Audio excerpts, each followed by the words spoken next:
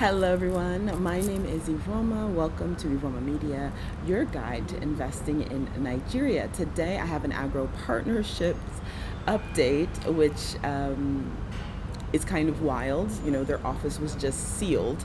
So I'm just going to explain what happened, when it happened, and what it actually means, right? Because we haven't really gotten an update from Agropartnerships on this situation. So all of this is coming up. Please make sure to like, comment below. Those are amazing ways to support my channel. Thank you.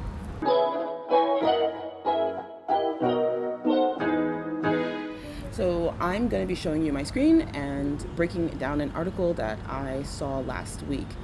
So this article is written by Daily Post, which is a Nigerian newspaper, and SEC seals Oxford Group, Farm Forte Agro, and Vector Capital over illegal investments. So this was published last week.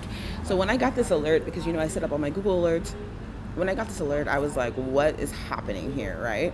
So then I had to call around and speak to some investor friends of mine and then read all the articles about it. And then I was like, okay, it's not that big of a deal.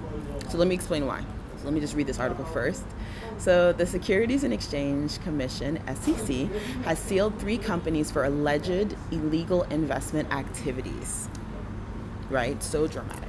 But it's true. I mean, that's what they are: Oxford International Group, Farm Forte Agro Allied Solutions Limited / Agropartnerships, wow, a mouthful, and Vector Capital Investments. In a statement, the regulators accused them of carrying out capital market activities without a license. So all their offices in Lagos, Port Harcourt, and Abuja were shut down for operations that fall within the ambit of fund management without registration. SEC says the firms do not have its approval to conduct activities which promise exorbitant rates of return to lure investors, right? The sanction was carried out by Section 13W Investments and Securities Act 2007. I am so sorry. I'm filming at a cafe. It's so noisy. The Commission hereby notifies the investing public that none of these entities or their investment platforms are registered by the SEC. The public was informed that it's unlawful for companies to solicit funds meant to fund private ventures, as long as doing this will be in contravention of the Investment and Securities Act 2007. Statements advise prospective investors to always confirm from SEC if firms providing investment services have been duly registered and their schemes authorized. So pretty much when I saw this, I was like a little bit concerned, I'm not gonna lie. But then I started really investigating, right?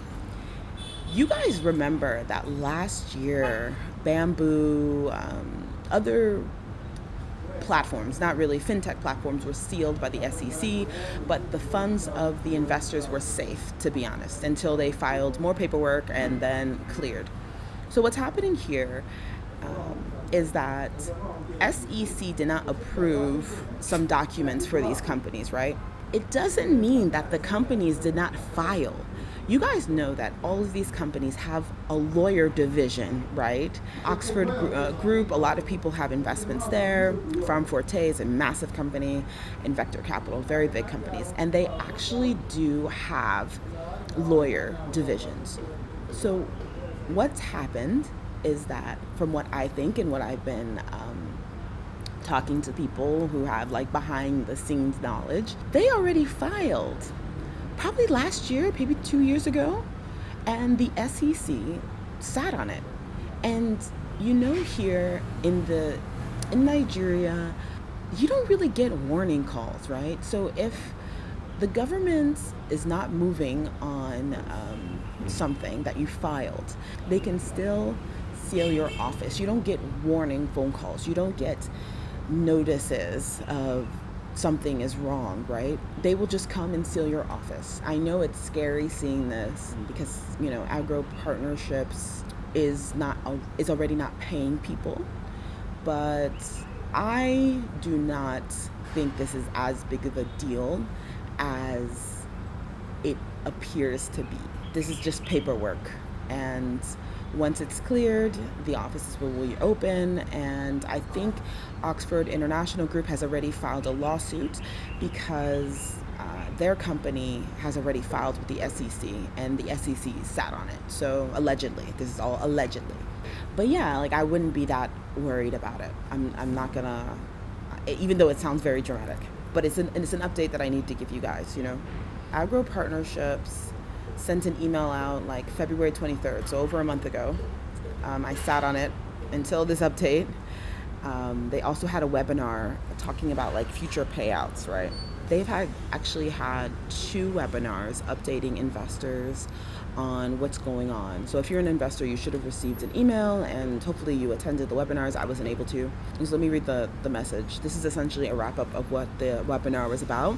So dear partner, we are grateful for your attendance at the partner meeting on February 18, 2022. Below is a recap of the main points discussed with a focus on the details of the payment plan. So me, in my opinion, I think they're still going to go ahead with this payment plan. But I don't know, Sha. Like, this is already, everything's red flag, red flag, red flag. But I don't know. Maybe I'm delusional. Okay, so there are these meeting highlights. During the webinar, the co-CEOs on behalf of the team made sincere apologies to all partners, explaining in detail the events that led to the current situation, our go-forward strategy, and the payment plan. Farm Forte, the Agropartnerships parent company, was heavily export-focused, and in Q4 2020 began experiencing severe supply chain challenges caused by COVID-19 pandemic. These issues centered around constrained movement and delayed shipments, causing huge losses from spoilage and demurrage from stationary containers. And I did talk about this actually in a video in Nigeria, like why is food so expensive? So to effectively resolve these issues, we have partnered with various experts in the relevant sectors and arrived at a 3-point go-forward strategy. Generate institutional funds, I don't really know what that means, aggressively drive our commodity trading, optimize our local retail network for increased margins.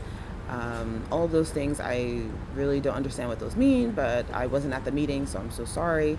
And then the payout plan.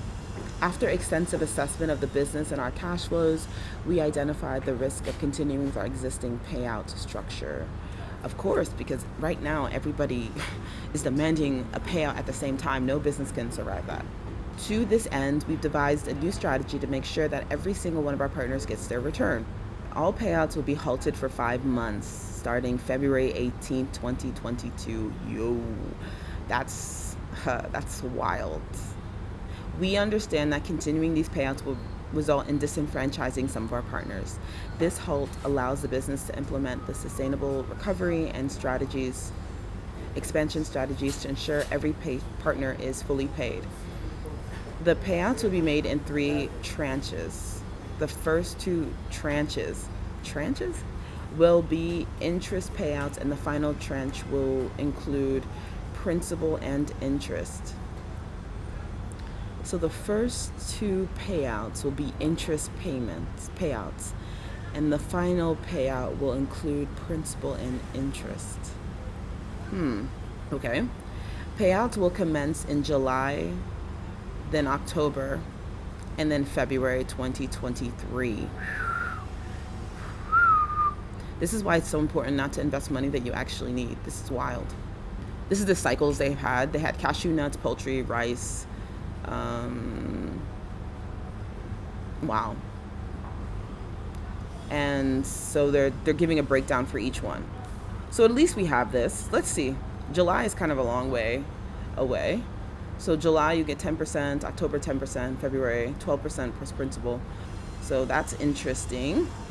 For the partners affected by the wallet malfunction from previous cycles, the dashboards will be reconfigured and the refunds will be made to the wallets. Timelines will be shared in a follow-up communication. Well, since this communication, which was February 23rd, I haven't received another communication. So you guys comment below, tell me if you've received another communication from Agropartnerships. Maybe I missed it or accidentally deleted it. So what have we done differently in the last 2 months? Experts have been brought in on board on communication. Well, they really needed experts on communication. Like, let's be real. Finance, wealth management, turnaround management, also assist with strategy and operations at the factories of the parent company. This is what I'm telling you guys. This is my theory. Something happened with the factories and it messed up everything. I know they said COVID, and I know COVID was definitely a factor, but the factories of the parent company, I know there was an issue. So when they say experts have been brought in, to me that means they fired everyone and got a whole new team. We have also stopped, they definitely needed to fire people in communications. Anyway, we have also stopped the salaries of all members of the executive management team while suspending all non-operational expenses. Wow, that's actually quite good. They're taking, this is actually good to read. The business has learned so much from these experiences. We're determined to ensure this situation does not reoccur. So, although I keep on giving you bad news about Agropartnerships, this is just kind of what it is when it takes when you invest, right? You really need to follow an investment through, and this is the stuff that could happen. This is the Agropartnership update. Again, I don't think it's that wild that the SEC sealed their office, but I'm more interested in this payout plan and if they actually are going to pay out people, because that's really important. So anyway, I just wanted to update you guys about investment opportunities. So do you still believe in Agropartnerships? Do you believe they're going to pay out? And yeah, let us know. Bye now.